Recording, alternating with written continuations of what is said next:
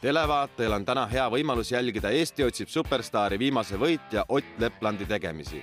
See on ka põhjus, miks oleme hetkel Stockmanni kaubamaja toiduosakonnas. Kokkamine mõjub Otile laulmise kõrvalt hea vahepalana. Täna on siis selline asi, et tulevad üle pika aja jälle taas külla siis teised finalistid saatest Eesti otsib superstaari siis 3. hooajast. Ja mul on siis nii-öelda väike plaan teha neile selline tore sükene õhtusöök.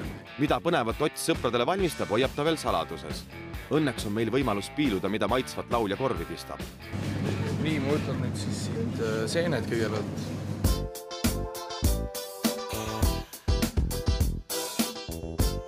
Asume järgmiste komponentide juurde.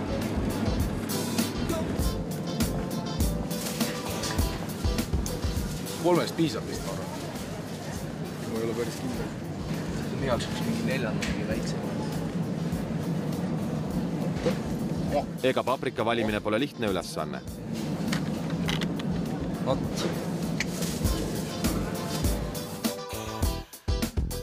Sohki ära seda filmi praegu. Ostan valmis salatit. Andeks antud. Meile meeldivad su laulud. Kiiremas korras veel muud kokkamiseks vajalikud komponendid korvi. Ja kas nüüd on kõik? Piima ostma koju. Tundub, et ka see ei ole veel kõik. Ma ei tea, kus see kana on. Nii, kana on leitud ja kuna külalisi on tulemas omajagu, siis ei saa kanaga koonerdada.